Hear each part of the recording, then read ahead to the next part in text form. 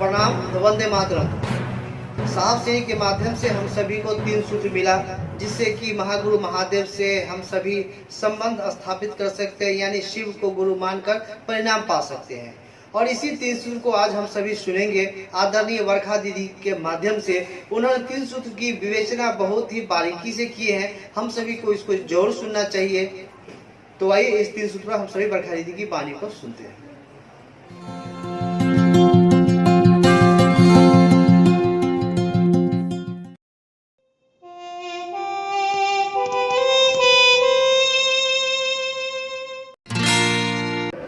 तो एक इंसान पहले बन ले तब तो शिव होने की संभावना होगी, यानी कि लोहा पहले बनना होगा, तब तो पारस से सटेंगे तो सोना होंगे।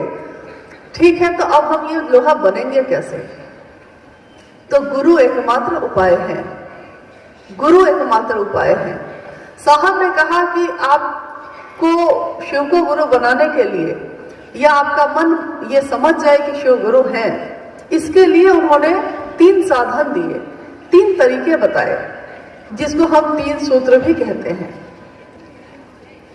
आप गौर करेंगे कि पहले सूत्र में जब आप कहते हैं मन ही मन, मन ही आपका शिव होगा, मन ही आपका जीव होगा, मन ही आपका राक्षस होगा, जो भी होना होगा। अब तो उसी मन में भाव भी पैदा होंगे, चाहे वो दुश्मनी के हों, चाहे वो दोस्ती के हों, चाहे वो प्रेम के हों या नफरत के हों। तो उसी मन से उन्होंने कहा कि आप जैसे हैं जो हैं, यानी अब इसमें विचार मत करिए कि आप बहुत पवित्र हैं कि नहीं हैं, आप मांसाहारी हैं कि शाकाहारी हैं, आप बहुत अच्छे हैं या आप बहुत बड़े अपराधी हैं, आप पान भी नहीं खाते या आप बहुत शराबी ही हैं। आप जो भी हैं, जैसे भी हैं, इस जगत में एक इंसान के तौर पे आपने जन्म लिया है, तो आपके अंदर संभावना है। और इसके लिए उन्होंने कहा कि पहले सूत्र में मन ही मन अपने गुरु शिव से ये संप्रेषण, यानी मानसिक आप एक सूचना भेजिए अपने शिव को, अपने गुरु को, कि हे शिव, आप मेरे गुरु हैं, मैं आपका शिष्य हूं, मुझ शिष्य पर दया कर दीजिए। इसमें आपने गौर किया है कि कभी नहीं किया है, लेकिन ये बात बार बार कही गई कि मन ही मन कहना है, यानी आपका मन जुड़े, इसकी पूरी कोशिश करनी है। मन शिव से जुड़ेगा तो सारी संकीर्णताएं तिरोहित हो जाती हैं, यानी अपने आप खत्म हो जाती हैं। आपके जीवन में ऐसा हुआ होगा, मेरे जीवन में भी ऐसा हुआ है।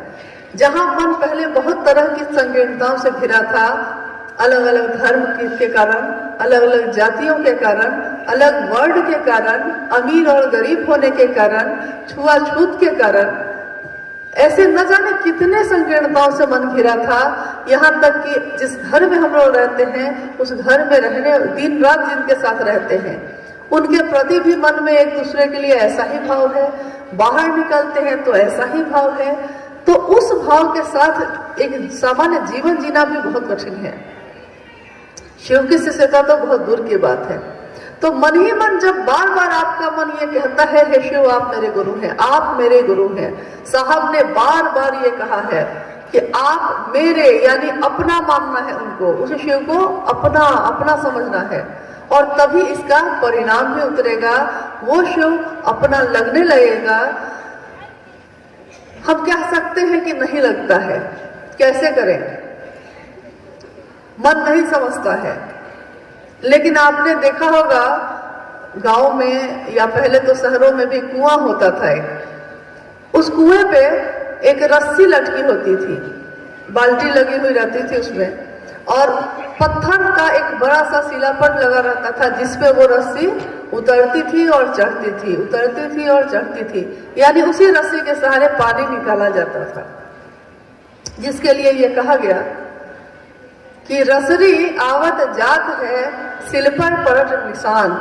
एक रस्सी पत्थर पे, कहा जाता है पत्थर पे कोई निशान नहीं आ सकता, पत्थर पे कोई दूब नहीं उग सकता, लेकिन एक सामान्य रस्सी जिसकी कोई ताकत नहीं होती एक पत्थर के सामने, वो भी बार बार आती और जाती है, आती और जाती है, तो एक पत्थर पे भी निशान पड़ जाते हैं। साहब सही कहते हैं 40 साल से जिस बात को वो बार बार कहते रहे हम लोगों के लिए, किसके लिए? हमारे आपके जैसे लोगों के लिए। उन्होंने उस शिव को शिवालय से उतार के हमारे आंगन में, हमारे दिल में उतारने का काम किया। किन लोगों के लिए? हमारे और आपके जैसे लोगों के लिए। और उस मन पे अगर उस शिव का निशान नहीं पड़ा है तो हमसे कमी हुई है, हमसे भूल हुई है, हम सही तरीके से इस काम को कर नहीं सके। क्योंकि अगर रस्सी भी आती जाती है तो पत्थर पर निशान होता है।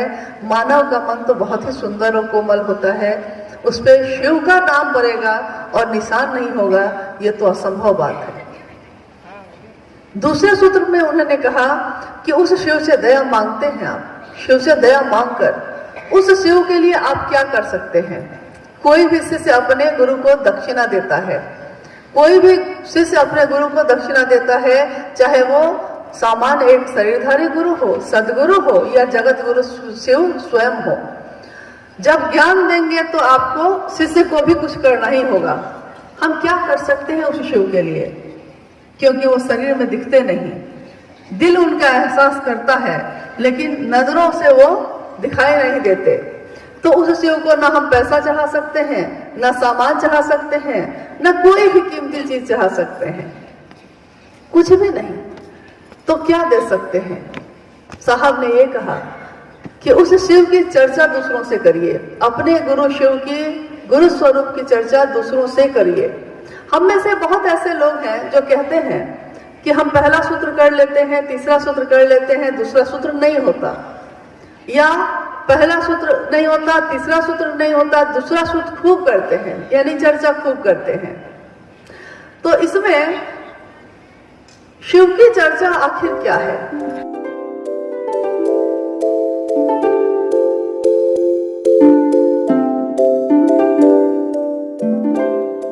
यानी जो साहब कहते कहते थक गए कि तुम बिया तो छीटो, तुम बिया तो छीटो, ठीक है कोई नहीं मानता तब भी उसको बोलो कि मेरे गुरु शिव हैं, आपके भी हो सकते हैं। इसके लिए पहले हमको तो पता होना चाहिए कि मेरे गुरु शिव हैं, और शिव ऐसे गुरु हैं, इतनी ताकत है, इतने बड़े, जिसके आगे कोई भी उतना, हर चीज में उनके नाम के सामने आपने सुना होगा कि महा लगा है, महाकाल, महामृत्युंजय, महायोगेश्वर शिव।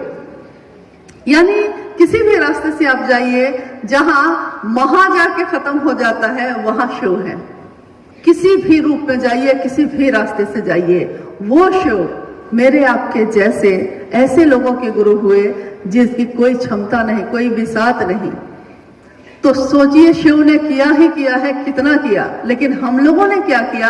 हम क्या एक शिष्य होने के नाते हर घर में, हर दिल में उस शिव के नाम का बिया नहीं लगा सकते?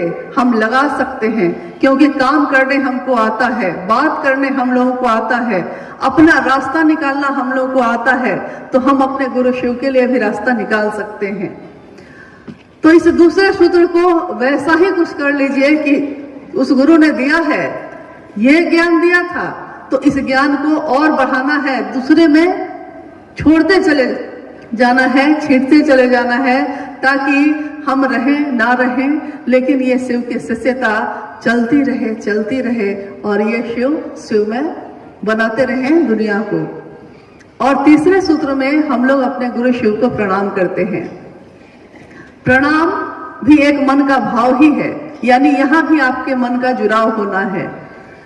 ये तीनों सूत्र ऐसे हैं जिसमें हमारी अपनी भी यात्रा है और दूसरों की यात्रा भी है, यानी स्वयं और समूह दोनों शिव भाव से आप प्लावित हो जाए। इस निमित्त, इस उद्देश्य के चलते आप इस कार्य को करने की कोशिश करें, जैसे हम भी करें, आप भी करें। और साहब का ये कहा हुआ कि आओ चले शिव की ओर, ये चरितार्थ हो जाए। हम लोग जिस उद्देश्य को लेकर चले थे, जिस कारण को लेकर हम लोगों ने शिव को गुरु माना था, हमारे जीवन में हो सकता है बहुत सारी परेशानियां हों, बहुत सारे दुख हों, लेकिन हमारा मन ही उस दुख को महसूस करता है, हमारा मन ही उस परेशानी में परेशान होता है।